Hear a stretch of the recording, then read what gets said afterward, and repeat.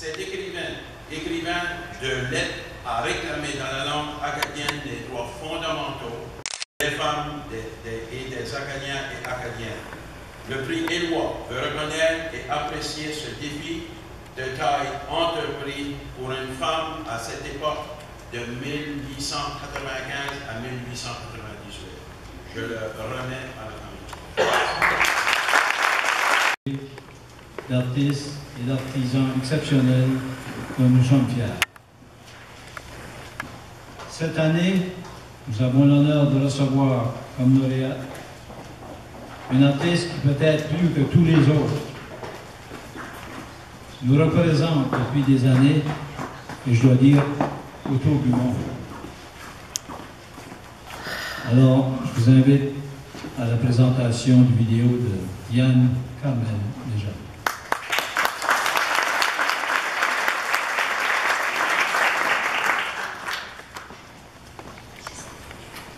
Diane Carmel Léger a grandi au pied de la butte à pétard à Memramcook. Fille de Raymond Léger et de Sheila Tower, elle a fait ses études dans les écoles de la vallée. Sa mère, elle-même unilingue anglophone, insistait pour que tous les enfants fréquentent l'école française. Très jeune, Diane prend plaisir à écrire. Elle reçoit l'aide et les conseils de ses enseignants et enseignantes qui l'encouragent à continuer. En particulier, Diane souligne l'inspiration qu'elle a puisée auprès de sœurs Marie-Léopold, Winita Dupuis et Henri Norman. En 1980, Diane obtient son bac en éducation de l'Université de Moncton. Comme elle est passionnée par l'histoire, elle rêve d'enseigner l'histoire des Acadiens dans sa province et ailleurs. Cependant, elle doit accepter des postes d'enseignement de français langue seconde jusqu'en 1982 dans les écoles de la province. En 1982, Diane déménage à Victoria pour rejoindre sa sœur Patricia. Elle y demeurera pendant 20 ans et se taillera une carrière en enseignement, notamment dans les programmes d'immersion. C'est là aussi qu'elle se marie et fonde une famille d'où naîtra sa fille Maxine. Sa famille s'intéresse à l'environnement et participe au combat pour préserver les forêts vierges de l'île de Vancouver, qui sont menacées par les coupes à blanc. De là viendra l'inspiration de son livre Maxine Street, son premier roman en anglais, qui deviendra un best-seller et se méritera plusieurs honneurs, dont le Canadian Children's Book Center Choice Award en 1991. Cependant, c'est réellement en 1989 que commence sa carrière d'écrivain. C'est le mal du pays, comme elle le dit elle-même, qui l'amène à écrire son tout premier roman pour jeunes, La butte à pétard, publié la même année par des éditions d'Acadie. Ce premier roman est un franc succès et se mérite une mention spéciale du prix France Acadie. La version revue et augmentée, publiée par Bouton d'Or d'Acadie, sera récompensée par le prix Hackmatack en 2006. Mais c'est surtout l'accueil qu'elle reçoit dans les écoles auprès des jeunes qui l'encourage à continuer. C'est ainsi que Diane commence à réaliser son rêve de faire connaître l'histoire des Acadiens, et en particulier l'histoire de son village natal, aux jeunes à travers le Canada. À partir de 1989, Diane s'engage dans une aventure littéraire qui l'amène à présenter ses livres aux jeunes dans les écoles à travers le Canada et aux États-Unis. De Memramcook à Victoria, de Yellowknife à Miami, en passant par la Louisiane, Diane devient une véritable ambassadrice de l'Acadie. Elle développe des présentations très populaires auprès des jeunes, et les engagements dans les écoles continuent d'arriver. Ceci lui permettra avec le temps de vivre de son art. Depuis ses débuts, Diane a publié dans les 2 langues une série de livres et albums pour enfants qui continuent de connaître un fort succès. Plusieurs sont également traduits dans les 2 langues. La plupart ont obtenu des prix ou mentions et sont toujours en demande pour des présentations dans les écoles. Les 3 créations autour du thème de la butte à pétard constituent ses plus grands succès en français. Du côté de son œuvre en langue anglaise, Maxine Street, The Attic of All Sorts et Rosette and the Muddy River sont les pièces maîtresses. Ce qui n'enlève rien à l'ensemble de sa création littéraire. 7 romans ou albums en français et 6 en langue anglaise. Et Diane nous réserve sûrement d'autres surprises. Diane a aussi écrit avec sa sœur Patricia 2 pièces de théâtre qui ont été jouées au Monument Lefebvre. L'une, Zelmé Stakeout, a aussi été jouée à Victoria dans les 2 langues. La carrière de Diane a été couronnée de succès et a mérité de nombreux hommages, prix littéraires et mentions. La liste est impressionnante. Un prix Hackmatag et en liste pour un deuxième. 2 Canadian Children's Book Centre Choice Award. 4 fois finaliste au prix France Acadie. Le Dr. Marilyn Trenham Council Literacy Award. Et recommandé à plusieurs reprises dans les choix de lecture pour jeunes, ici, au Québec, au Canada et même en France. Et que dire de figurer dans une liste de livres à lire avec Mark Twain, Shakespeare, J.D. Salinger et Alice Munro. Depuis plus de 20 ans, Diane voyage au Canada et aux États-Unis pour parler de ses livres et de l'histoire de l'Acadie. Au fil des ans, des écoles au Canada et en Louisiane se sont servis de la butte à pétard comme introduction à l'histoire des Acadiens. En fin de compte, son vieux rêve de faire connaître notre histoire et notre culture aux jeunes à travers le pays s'est réalisé.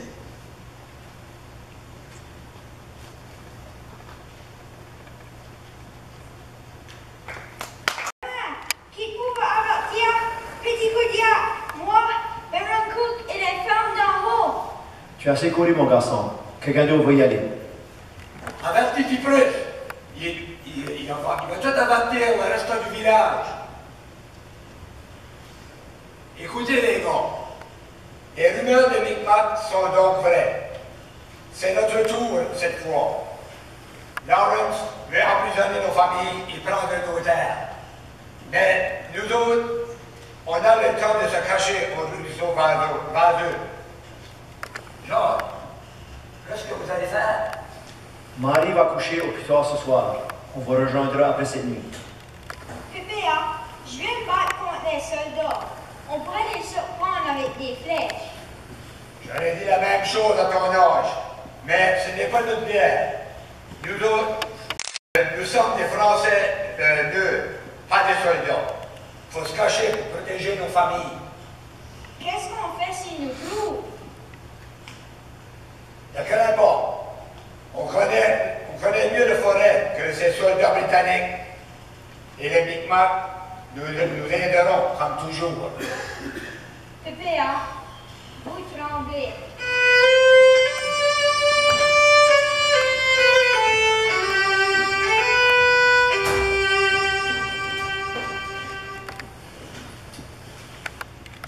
Après une nuit difficile dans la forêt, les villageois apprennent que leur maison a été brûlée et que Jacques, Marie et le bébé ont été mis à bord d'un vaisseau.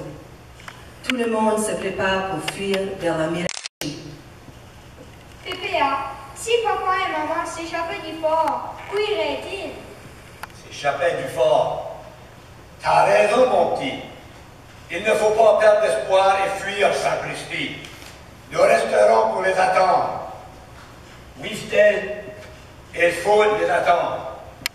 Lorsque les familles se préparent à partir, Pétard leur explique sa décision de rester caché au ruisseau près de la butte. Mon Jacques est têtu comme son père. Il va finir par s'évader du fort et nous retrouver. On s'arrangera, ne vous inquiétez pas.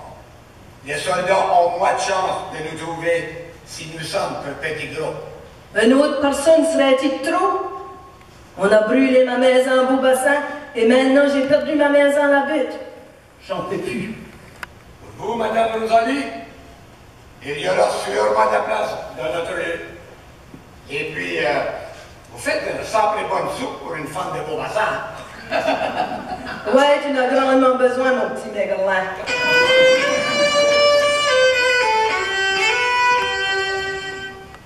Au 1756, Pétard, ses petits-enfants et la veuve Rosalie sont cachés dans la forêt près de la butte à Pétard depuis 1 an. Par une belle matinée d'automne, Pétard et Fidèle partent en cachant des sacs dans leurs chemises avec l'espoir de trouver des légumes dans les vieux jardins du village. Ils veulent faire une belle surprise à Rosalie, qui souffre des rhumatismes. À sa grande joie, Pétard en trouve et envoie Fidèle à la cachette avec un sac plein de légumes, tandis qu'il retourne chercher des pommes. Mais qu'est-ce que tu as là, Fidèle? Des légumes. C'est des pépéas. Il est retourné chercher des pommes. Des pommes? On est chanceux. Oh, Saint-Esprit! Il a couru le restaurant à la butte.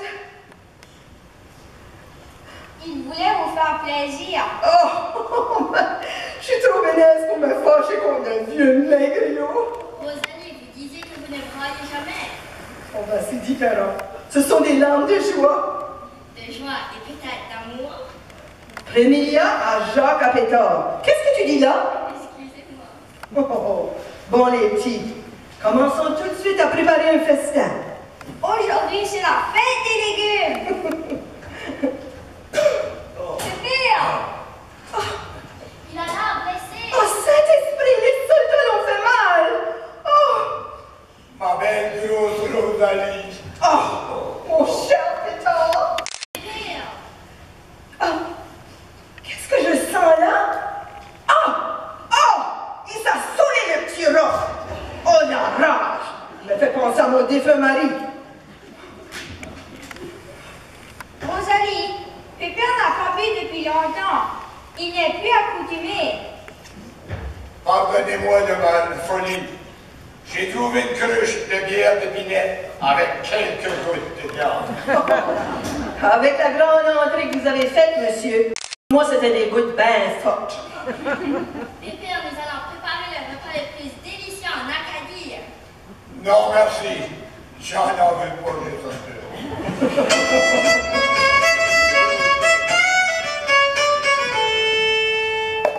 Hiver 1757. Fidèle supplie Pétard pour le laisser se joindre à Beau-Soleil, mais son grand-père refuse de le laisser partir. Fidèle apprend de Kipou que Beau-Soleil-Broussard va partir au temps des grandes neiges pour tenter de ramener les Acadiens déportés. Il se fait un secret. Un jour, Pépéa! Un orignal. Ton premier orignal, il a 12 ans. Tu es bien un pétard. Tes parents seraient fiers de toi. bravo, Fidèle! Oh, je t'en fais tout de suite cuire en morceaux. Tu dois avoir grand faim. Merci, Rosalie, mais je vais le préparer moi-même. Je suppose que tu dois aussi le servir toi-même. Oui, Pépéa, vous avez deviné. J'ai fait comme les Micmacs. Si vous acceptez le fait que je suis un homme à leur façon, Kipou m'emmènera à Beau-Soleil. Pétard, tu ne peux plus le retenir. Faut plus séparer la famille. Mais mets-toi à sa place. Il veut retrouver ses parents et personne ne l'arrêtera, même pas toi. C'est un pétard. Il partira un jour sans te le demander.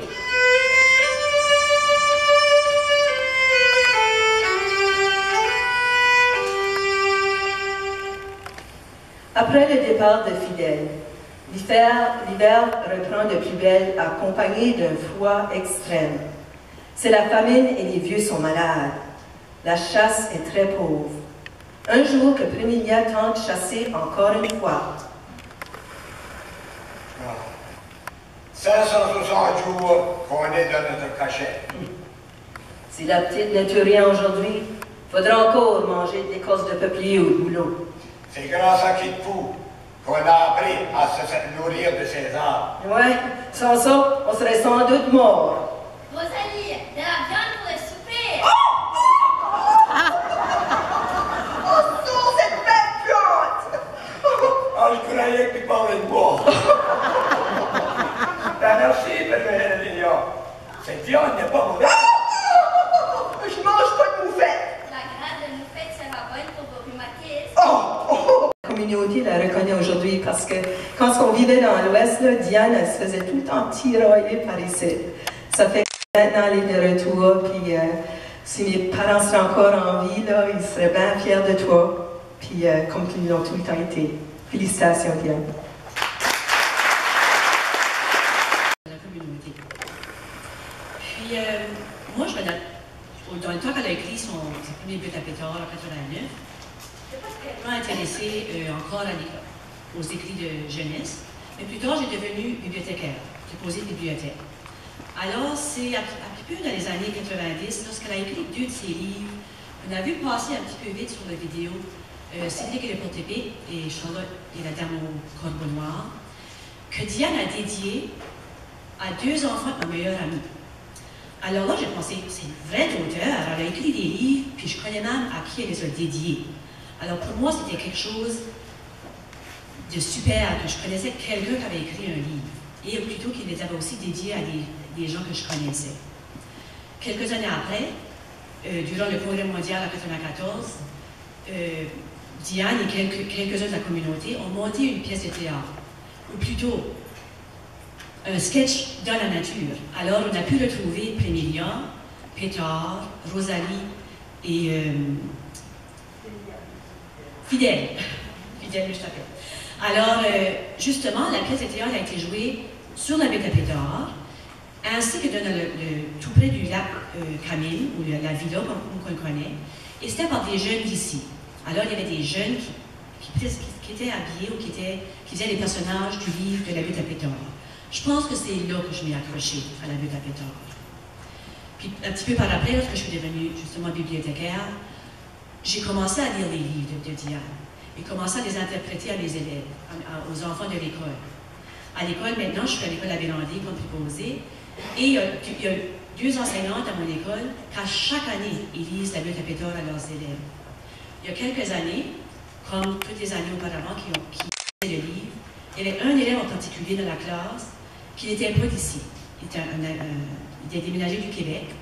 Et lorsque Mme Lisa et Mme Jocelyn leur ont lu l'histoire de la baie de Pétard, il a été tellement touché par l'histoire des Acadiens, par l'histoire acadienne.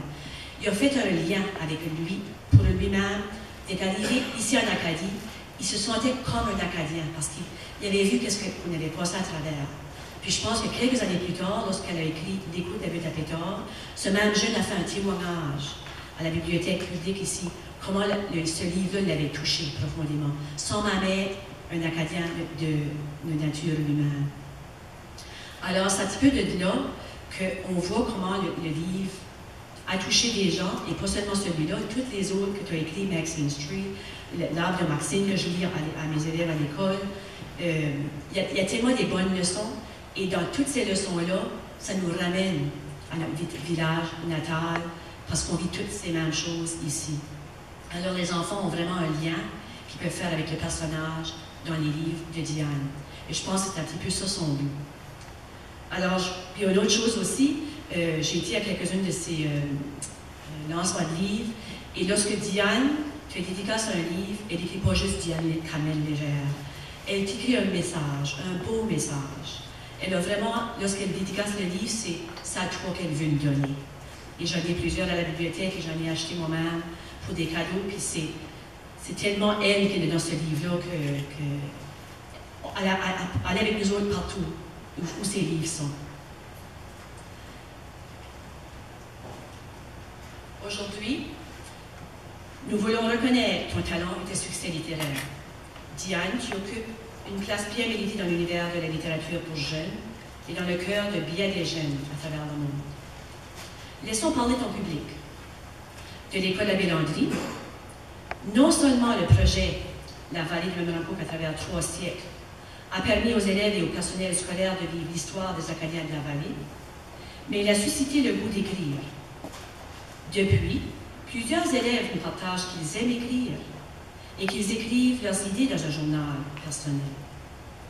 De l'école de Carrefour de Miramichi, vous avez une habileté exceptionnelle pour simplifier l'histoire complexe de l'Acadie, afin que non seulement les élèves puissent la comprendre, mais également pour les interpeller au niveau du cœur. Poursuivez votre excellent travail. Vous êtes une grande ambassadrice pour l'Acadie. Vous dégagez une passion qui rayonne et qui donne le goût aux élèves d'apprendre davantage. École de Riverview. Aujourd'hui, j'ai le privilège de rendre hommage à une auteure Madame Diane Cramel-Léger. Depuis sa première publication, La baie de Pétard, en 1989, elle n'a cessé de puiser son inspiration dans l'histoire de la vie de Memramcook, son village natal. Le prix Éloi veut honorer cette. Oui, c'est un honneur de recevoir ce prix de la Société historique, mes collègues, et la Société culturelle. Et en plus d'être associé avec la Marichette, ça me rend vraiment bénaise. Il y a tellement avant. C'est écrire une histoire ensemble au tableau. Puis chacun levait la main, donnait une idée, puis on votait, puis on allait, la personne qui a eu l'idée allait écrire au tableau la phrase. J'allais pas mal souvent. Puis à un moment donné, elle a dit, mais vous pouvez changer les phrases des autres pour mettre l'histoire meilleure, l'améliorer. Puis là, je pense, wow, on pourrait blesser quelqu'un, mais pareil, l'histoire était tellement importante que j'osais lever ma main. Mais à chaque fois que je retournais à ma place, je regardais Sœur Aline par là, avec un grand sourire. En 1970, on commence à avoir des contestations, des manifestations. Il y avait des étudiants à l'Université de Moncton, puis on parlait du français, puis les droits. Oh wow, ça c'était pas mal excitant. Alors, dans la classe à Monita, j'ai osé lui demander de faire plus que juste mettre des projets au tableau puis sur le mur. J'ai osé lui demander, est-ce que je peux construire une pagode au milieu de la classe autour du poteau? Puis elle a dit oui.